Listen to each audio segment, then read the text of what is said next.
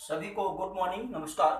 आज हम बात करेंगे केमिकल काइनेटिक्स के लेक्चर नंबर 8 पे, जिसमें कि determination of the order of the reaction. ठीक है, कौन कौन से मेथड हम लोग यूज करते हैं, इसके पहले लेक्चर में हमने इस बात को बताया, उसी का डिटेल डिस्कशन यहाँ पर स्टार्ट करते हैं। तो कौन कौन से मेथड है बेटा? पहला जो हम लोग डिस्कस करेंगे that is initial rate method, और इसे वांट हाफ डिफरेंशियल मेथड भी कहते हैं। दूसरा जो हम लोग पढ़ेंगे that is half life method. तीसरा जो हम लोग पढ़ेंगे that is Ostwald isolation method. फिर इसके बाद आता है आपका डिफरेंशियल रेट लॉ एक्सप्रेशन, और फिर आता है क्या, that is integrated rate law method. ठीक है, तो क्या क्या हमने बताया, जरा आप समझे इस बात को। हमने पहले क्या बताया? पहला जो मेथड है that is initial rate method, और इसी को और क्या कहते हैं? वांट ऑफ डिफरेंशियल मेथड, इसको ये भी कहा जाता है। दूसरा जो हम लोग बात करते हैं that is half life method. दूसरा क्या है? Half life method. तीसरा जो हम लोग बात करेंगे that is ओस्टवाल्ड्स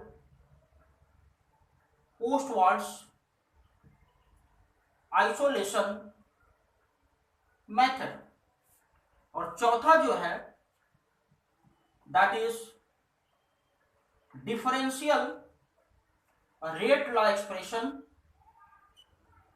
differential rate law expression और ग्राफिकल मेथड भी कहते हैं इसको। क्या बोलते हैं बेटा? ग्राफिकल मेथड भी इसको कहते हैं। और जो एक है वो क्या है? That is integrated rate law method. One by one in methods पर डिस्कशन होगा। तो पहला जो हम लोग आज पढ़ेंगे that is initial rate method और वांट ऑफ डिफरेंशियल मेथड। इसको आप नोट करें, फिर आगे चलते हैं।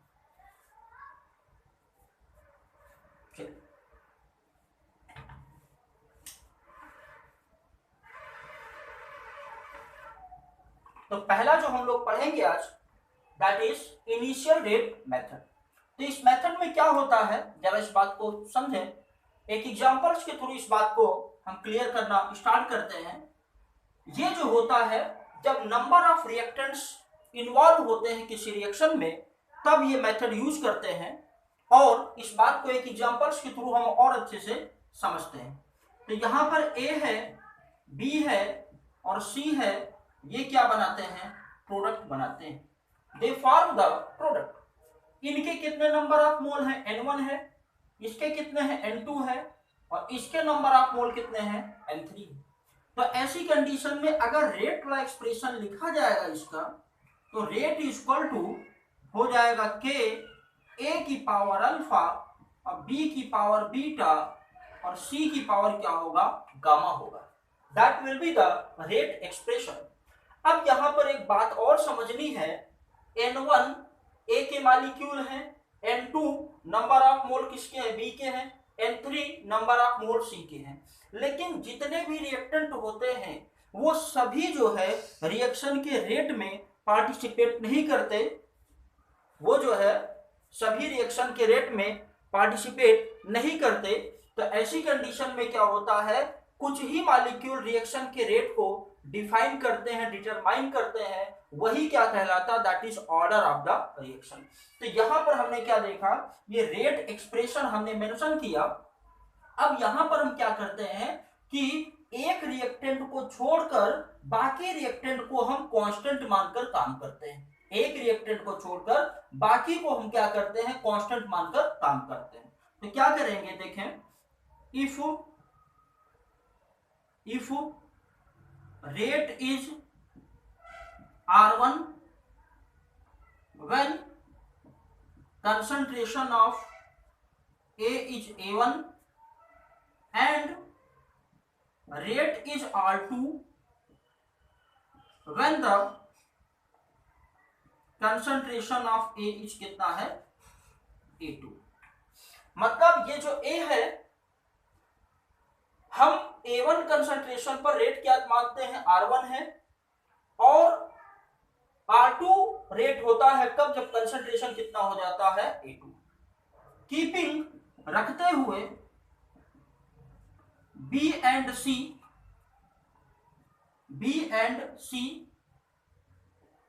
कांस्टेंट, B और C को कांस्टेंट करते हैं। अब समझे आप, तो रेट हुआ R1 इक्वल टू, ये होगा K A1 की पावर अल्फा, ये होगा B की पावर बीटा, और C की पावर क्या होगा, gamma. That is equation number 1। Equation number 2 इसको मान लें। फिर इसके बाद हम लेते हैं R2 equal to K A2 हो जाएगा अल्फा B की पावर बीटा और C की power gamma. That is equation number 3। अब हम क्या करते हैं, equation 3 divided by equation 2। Equation 3 को इक्वेशन 2 से डिवाइड करते हैं तो हमें क्या मिलता है, R2 upon R1 is equal to K, ये हो जाएगा A2 की पावर अल्फा और B की पावर बीटा और C की पावर होगा गामा, डिवाइडेड बाय A1 की पावर कितना होगा, अल्फा, B की पावर क्या होगा, बीटा, और C की पावर गामा। तो फिर से आप बात को समझें। earlier यहाँ a number of reactants are involved during a reaction। Reaction में कई सारे रिएक्टेंट इन्वॉल्व होते हैं, तो ऐसी कंडीशन में ये हमने रेट एक्सप्रेशन लिखा। हम क्या करेंगे, एक रिएक्टेंट कंसंट्रेशन को छोड़कर बाकी को क्या करते हैं, कांस्टेंट मान लेते हैं। एक जो होता है वो वेरी करेगा। तो हमने क्या माना, if rate is R1 when the concentration of A is A1 and rate is R2 when the concentration of A is A2। तो keeping B and C constant, B और C को कांस्टेंट करते हुए चलते हैं, तो R1 रेट पर कितना होगा, A1, और R2 पर कितना हो जाएगा, R2 पर कितना होगा, A2। तो हमने क्या किया, इक्वेशन 3 से 2 को डिवाइड कर दिया। ठीक है, तो ऐसी कंडीशन में क्या होगा कि ये जो है ये कैंसिल आउट हो जाएंगे। ठीक है, तो इसको आप नोट करें, फिर आगे चलते हैं। या तो मैं ऊपर ये मिटा देता हूं, यहां पर कर लेते हैं। ठीक है, चलिए समझिए, हमने क्या बताया, ये हो जाएगा R2 upon R1 equal to A2 upon A1 की पावर हो जाएगा कितना, अल्फा। क्या हो जाएगा, पावर अल्फा, जहां पर where alpha is the order of the reaction. Alpha क्या है, ऑर्डर ऑफ द रिएक्शन। अब हम क्या करते हैं, on taking log on both side, दोनों साइड में लॉग ले लेते हैं। तो ऐसी कंडीशन में क्या होगा, ये हो जाएगा log R2 upon R1 is equal to log A2 upon A1, कितना हो जाएगा, अल्फा। अब ये पावर आप क्या करते हैं, लॉग के आगे ला सकते हैं, तो ये हो जाएगा क्या, log R2 upon R1 is equal to log alpha, पहले लिखें, A2 अपॉन A1। ठीक है, हमें क्या चाहिए, अल्फा चाहिए। क्या चाहिए, अल्फा। तो ऐसी कंडीशन में हम क्या लिखेंगे, अल्फा इज इक्वल टू, बाकी को धन लेकर आए, तो लॉग R2 अपॉन R1, ये हो जाएगा लॉग कितना, A2 अपॉन क्या, that will be the order of reaction. तो हमने क्या किया, R2 अपॉन R1 और A2 अपॉन A1, अल्फा क्या है, that is order of the reaction. तो on taking log on both side, दोनों साइड अगर लॉग ले लेते हैं तो ये जो पावर में दिया अल्फा, ये क्या होगा, पहले आ जाएगा। तो ये अल्फा हमें चाहिए, ऑर्डर चाहिए, तो इस तरह से हम क्या करते हैं, मेंशन कर देते हैं। ठीक है, तो इसको आप नोट करें।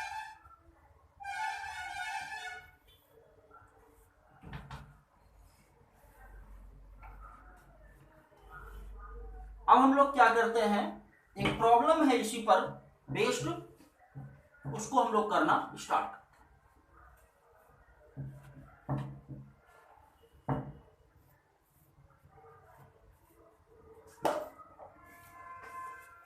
क्वेश्चन है, the rate data the rate data were obtained at 303 Kelvin और रेट आपका दिया हुआ है question 2a plus B, equation है c प्लस डी। इसके लिए एक ये टेबल दिया गया है, दिस इज द टेबल।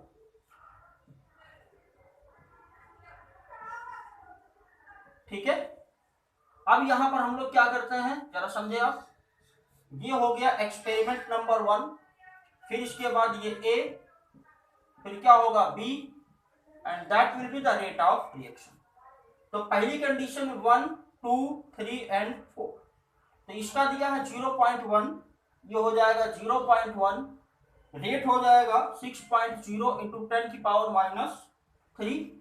फिर इसके बाद क्या होता है, ये हो जाएगा, इसको थोड़ा सा इधर हम मेंशन कर देते हैं, ये हो जाएगा 0.3, इधर हो जाएगा 0.2, ये हो जाएगा 7.2 इंटू 10 की पावर -2।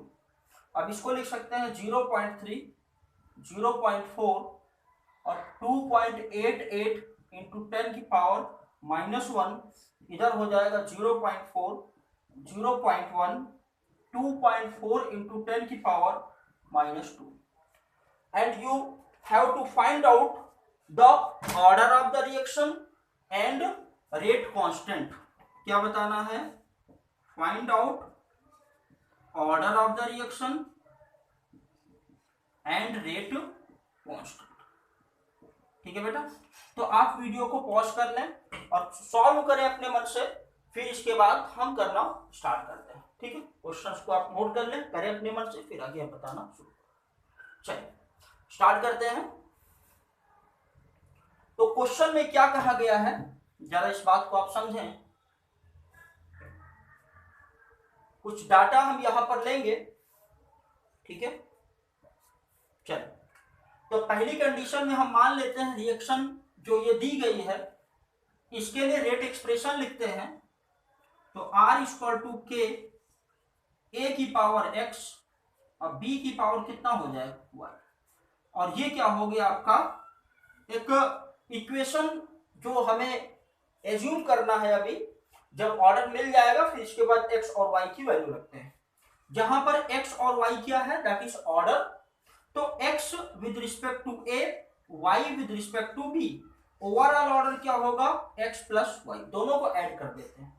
तो ऐसी कंडीशन हम लोग क्या करते हैं कि पहले लिखते हैं रेट एक्सप्रेशन, लेकिन एक बात और समझेंगे, हम ये ढूंढते हैं कि कौन सा रिएक्टेंट कंसंट्रेशन जो है वो सेम वैल्यू रखता है। तो सेम वैल्यू जैसे अगर हम बात करें कहां पे, ये आपका हो गया इक्वेशन नंबर 1 और ये हो गया इक्वेशन नंबर 4। तो यहाँ कितना 0.1, ये भी कितना 0.1। ठीक है, मतलब हमें कोई एक वैल्यू कांस्टेंट लेकर काम करना है। तो चलिए, तो हम क्या करेंगे, पहले इक्वेशन से अगर हम बात करें तो R1 बराबर हो जाएगा K 0.1 की पावर x और 0.1 की पावर कितना होगा y, that will be the equation number 1। फिर इसके बाद क्या करते हैं, ये क्या है, ये फर्स्ट एक्सपेरिमेंट का है। फिर हम लिखते हैं क्या, फोर्थ एक्सपेरिमेंट का लिखते हैं।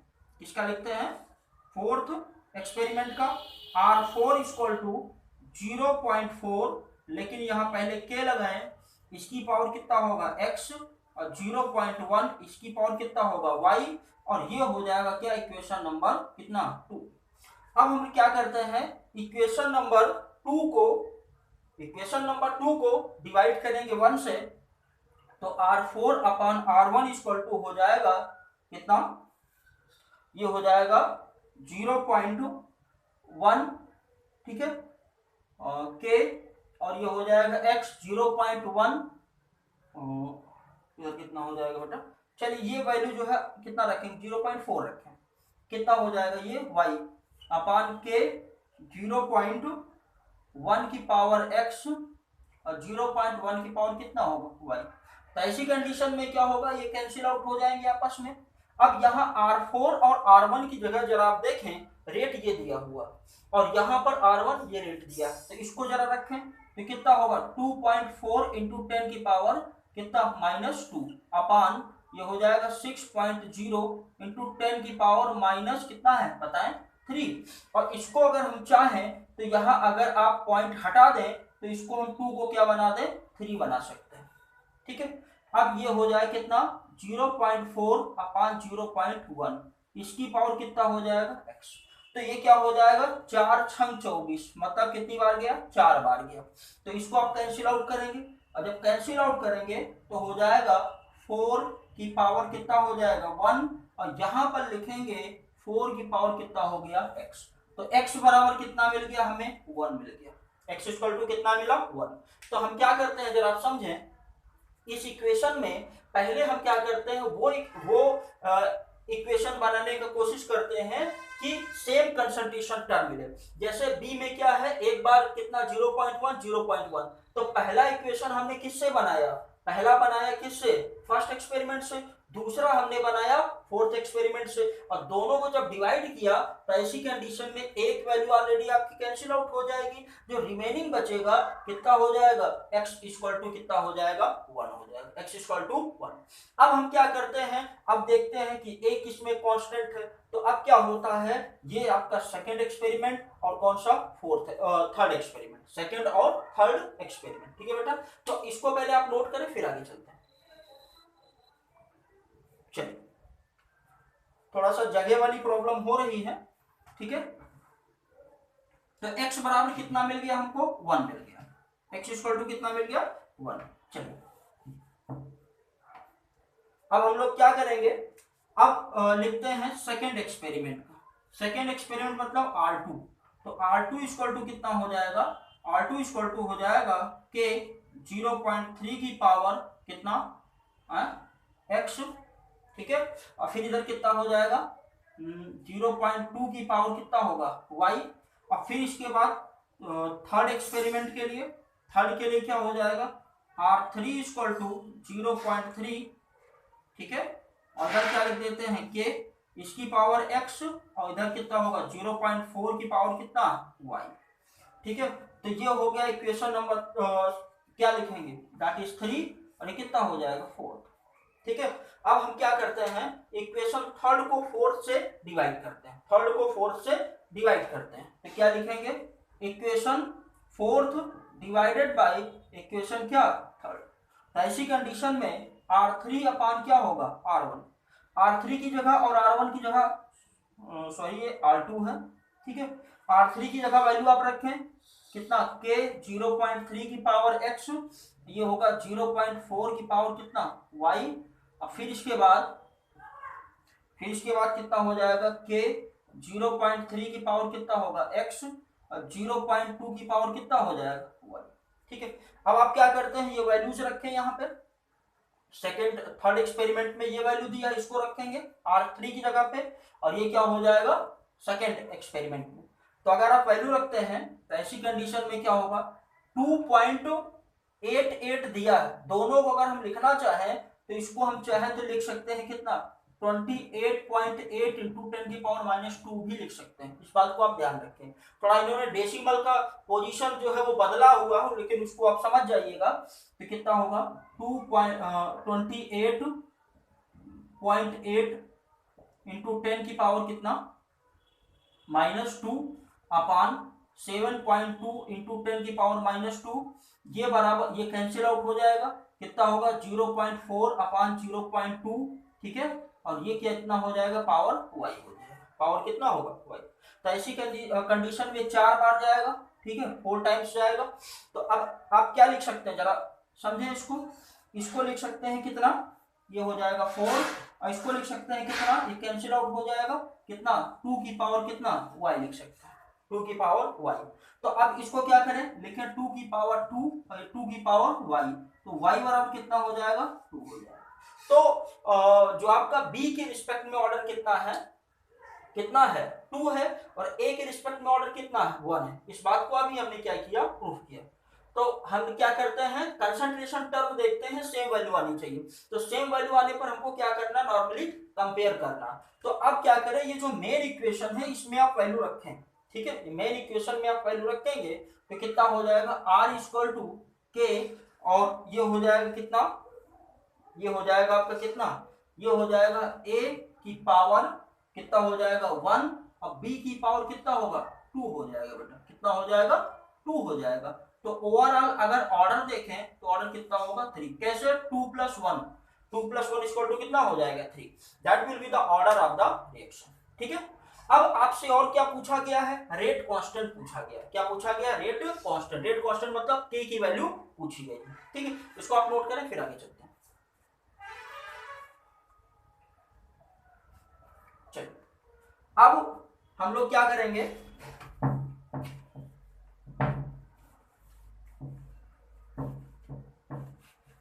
जरा आप समझें। अब हम लोग क्या करते हैं, वैल्यू रखते हैं। r की जगह कितना है, ये जो इक्वेशन दिया है इसी पर आप वैल्यू रखें। r की जगह का वैल्यू कितना रखेंगे बताएं, 6.0 इंटू 10 की पावर कितना -3 और k आपको चाहिए कितना होगा 0.1 की पावर कितना होगा 1, 0.1 की पावर कितना होगा दैट विल बी 2। कैसे, आपने क्या किया, ये आपका एक्सप्रेशन हुआ जिसमें r आपको ये दिया है और a बराबर दिया है कितना 0.1 और b बराबर 0.1। तो ऐसी कंडीशन में आपको क्या चाहिए, k चाहिए। तो k बराबर 0.1 इंटू 0.1 इंटू 0.1 अपान कितना 6। ठीक है, ये थोड़ा सा फिर से करते हैं। देखें हमें क्या चाहिए, के 6.0 इंटू 10 की पावर -3 अपान कितना 0.1 इंटू 0.1 इंटू 0.2। ठीक है, तो ऐसी कंडीशन में लिख सकते हैं कितना, ये 0.1 0.1 0.1 ये क्या होगा, इससे कैंसिल आउट हो जाएगा। तो के इक्वल टू कितना हो जाएगा 6.0, कितना होगा 6.0। That will be the rate constant. ये क्या हो जाएगा, रेट कांस्टेंट हो जाएगा। ठीक है बेटा, तो इस तरह से आप क्वेश्चन को करें, जहां पर डाउट हो फिर आप बता सकते हैं। ठीक है, इसको प्रैक्टिस करेंगे ज्यादा से ज्यादा ताकि चीजें थोड़ा सा और क्लियर होंगी। नोट कर लें इसको। और जो इसकी यूनिट आएगी इसी के अकॉर्डिंग हम क्या करेंगे, यूनिट निकाल लेंगे। ठीक है, चलिए फिर इसके बाद हम लोग अगला जो पढ़ेंगे method that is half life method. अगला मेथड क्या है, that is half life method. चलिए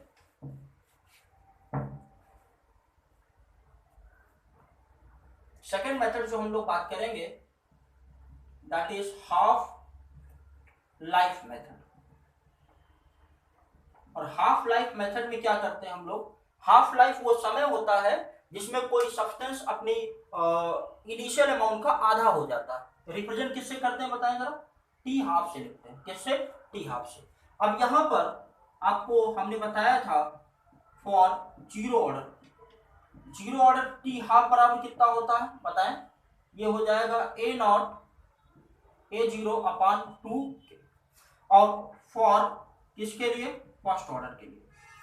तो फर्स्ट ऑर्डर के लिए क्या होगा, टी हाफ इक्वल टू 0.693 अपान कितना के होगा। लेकिन एक जनरल एक्सप्रेशन जो हम लोग लिखते हैं इन सब को कंबाइन करके वो क्या होता है, that is T half equal to 1 upon A की पावर n-1। अब जरा आप वैल्यू रख के देख लें इसी बात को। ठीक है, तो यहां पर क्या करेंगे, टी हाफ अगर जीरो ऑर्डर रखेंगे तो ऐसी कंडीशन में कितना हो जाएगा 0-1 T half directly proportional to किसके, कंसंट्रेशन के। अगर फर्स्ट ऑर्डर के लिए रखेंगे तो T half equal to 1 upon कितना बताएं 1-1 हो जाएगा कितना ए की पावर 0। इसका मतलब यहां से हट जाएगा। और सेकेंड ऑर्डर के लिए निकालें तो सेकेंड ऑर्डर के लिए निकालेंगे तो टी हाफ इक्वल टू ए। ठीक है, और फिर कितना हो जाएगा 2-1 तो T half equal to 1 upon कितना हो जाएगा ए। तो this is the relationship between the concentration and क्या हाफ लाइफ पीरियड। तो जनरल एक्सप्रेशन हमें ये याद रखना। ठीक है, तो इसी पर जो है अगला जो है बात हम शुरू करते हैं। चलिए इतना नोट कर लें फिर आगे चलते हैं।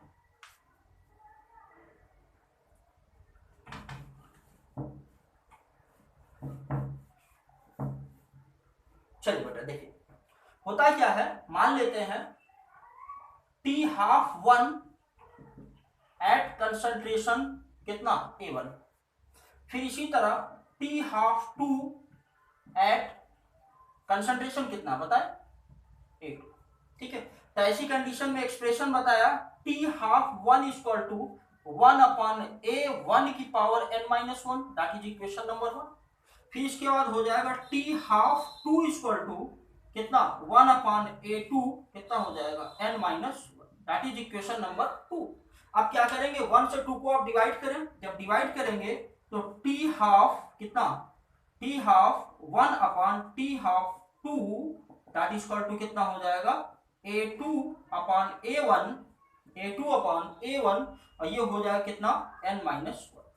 ठीक है, जहां पर n-1 क्या है, जहां पर n क्या है, that is order of reaction.